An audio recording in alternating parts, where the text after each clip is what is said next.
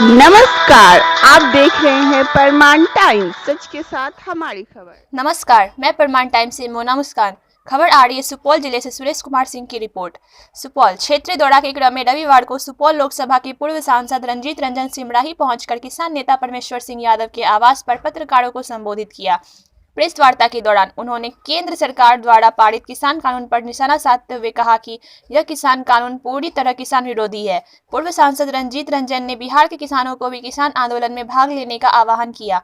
बिहार के किसान का धान सरकार द्वारा घोषित एमएसपी 1850 प्रति क्विंटल से आधे मूल्य मतलब मात्र 900 से 1000 प्रति क्विंटल पर मजबूरन बिक्री करना पड़ा है। सरकारी आंकड़ों पर गौर करें तो सरकार द्वारा धान क्रय केंद्र पर 5% किसानों का धान भी नहीं खरीदा जाता है। इसलिए बिहार के किसानों का प्रतिनिधिमंडल भी दिल्ली बॉर्डर पर जाकर 2 महीनों से चल रहा किसान आंदोलन में अपनी सहभागिता निभाए। पूर्व सांसद ने कहा कि इस काले कानून से जहां जमाखोरी को बढ़ावा मिलेगा, वहीं भविष्य में किसान अपने ही अनाज को बेचने के लिए दर दर की ठोकरी खाने को मजबूर हो जाएंगे। कहा कि केंद्र सरकार सिर्फ तुगलकी फरमान करना जानती है। आज 60 दिनों से देश के किसान दिल्ली बॉर्डर पर अपने मांग को लेकर बैठे हुए हैं, लेकिन सरकार किसानों को अनदेखा कर रही है। कहा कि कांग्रेस पार्टी हमेशा किसानों के साथ खड़ी है, साथ ही किसान आंदोलन का समर्थन कर रही है और मांग करती है केंद्र सरकार अविलंब इस काले कानून को वापस ले। मौके पर राघोपुर उप प्रमुख सतीश कुमार यादव, भुवनेश्वर यादव, कांग्रेस जिलाध्यक्ष प्रोविमल भारती, डॉक्टर रमेश प्रसाद यादव, मोहम्मद टुन्ना, बिंदेश्वर पांडे, अयोधी रजक, महेश पांडे, पंकज नारायण, दिनेश भगत, अजय यादव, लक्ष्मी यादव, शैलेंद्र यादव, मुकेश यादव सहित दर्जनों लोग मौजूद थे। देखिए, पूरे देश में इस वक्त गाजीपुर बॉर्डर हो, टिकरी बॉर्डर हो, सिंधु बॉर्डर हो, 5-6 दिल्ली के जो बॉर्डर है उसमें लगातार जो किसान है वो प्रोटेस्ट कर रहा है, आंदोलन कर रहा है। लगभग आज 60 दिन से ऊपर हो गया। कहने को तो 60 दिन से ऊपर हुआ, लेकिन जून में ही लॉकडाउन के बाद आनन फानन में जिस तरह से इस बिल को लाया गया, उसके बाद से लगातार पंजाब, हरियाणा, उत्तर प्रदेश, अभी राजस्थान, मध्य प्रदेश के भी किसान आए हैं। उन लोगों ने अपने प्रदेश में भी प्रोटेस्ट किया और अब जब वहां नहीं बात सुनी गई, रेल अभियान किया, रेल भी रोका और अब 60 दिन से ऊपर लगभग बॉर्डर पर बैठे हुए हैं। हमको बहुत दुख है कि चूंकि हम लोग बिहार से हैं, बिहार से लोगों को प्रतिनिधित्व करते हैं और हमने बहुत बार प्रयास किया, फ़ोन के माध्यम से भी किया और अभी आके भी किया, लेकिन जिस तरह की निराशा यहाँ के किसानों की है और जिनकी हालात अगर आप पंजाब, हरियाणा के किसानों से मिलाए तो उनसे बद से बदतर है। यहाँ के किसान वहाँ पे जाके आधे से ज़्यादा जो यहाँ के पहले किसान थे अब जाके वहाँ पे लेबर में काम करते हैं। अब उन लोगों का भी यही कहना है कि सरकार ये चाहती है कि पंजाब और हरियाणा, कहने को लोग बोलते हैं कि भाई कहीं पंजाब ही क्यों बैठा है, हरियाणा ही क्यों बैठा है। ये क्यों नहीं सरकार बताती है कि जो अनाज का कटोरा है वो पंजाब है और 65% अनाज, गेहूं और चावल आज भी पंजाब उगाता है और पंजाब का किसान कह रहा है कि सरकार अब ये चाहती है कि जो भी मजबूत किसान है उसको भी पूंजीपति के हाथ बंधुआ मजदूर बना दिया जाए।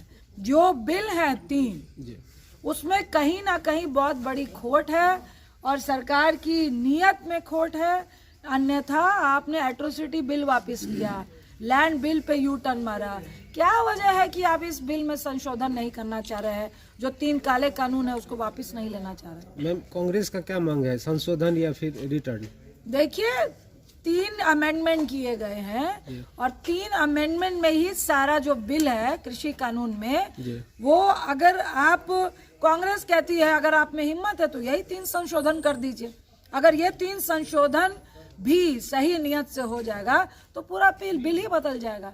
क्योंकि पहला संशोधन क्या है, आप जो किसान बोल रहा है कि एमएसपी से नीचे बाजार वाला लोग आए लेकिन एमएसपी से नीचे नहीं खरीदे, आप वो कर दीजिए। दूसरा संशोधन जो आपने कहा है कि भाई कॉन्ट्रैक्ट बेस पे जो फार्मिंग होगी वो फार्मर्स भी मना नहीं कर रहे हैं, लेकिन कॉन्ट्रैक्ट बेस पे जो आपको कॉन्ट्रैक्ट आपकी फार्मिंग का करेगा, कल पलट जाता है वो अपनी बात से, तो आप सिर्फ एसडीएम और डीएम के पास जा सकते हैं। आपने उसमें क्लॉज लगा दिया है कि कोर्ट में नहीं जा सकते।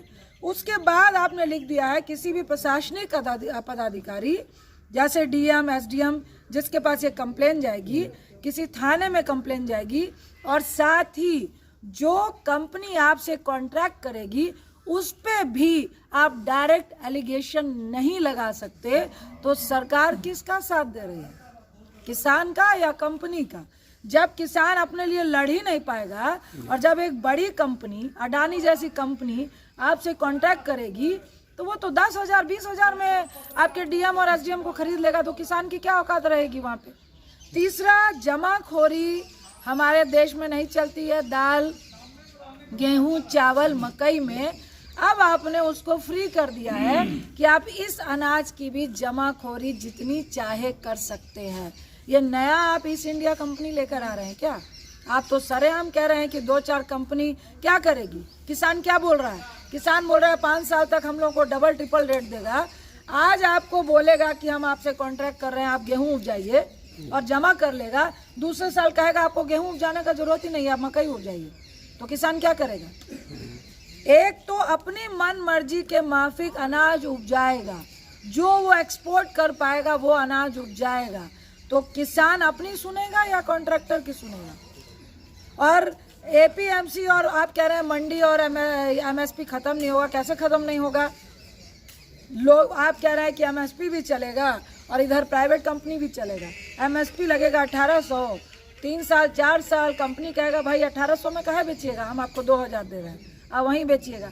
3 साल 4 साल के बाद आपका भी जियो फोन होगा ना, सब एयरटेल वोडाफोन छोड़ के आपको प्राइवेट कंपनी को छोड़िए। बीएसएनएल कहाँ गया? कोई बता सकता है? बीएसएनएल आज है पूरे देश में? नहीं है। उसकी जगह कौन है? जियो है। तो उसने पहले जियो को फ्री में दिया, अब आप पैसा देते हैं जियो के लिए। पर टारगेट था कि गवर्नमेंट का जो बीएसएनएल उसको ख़त्म किया जाए।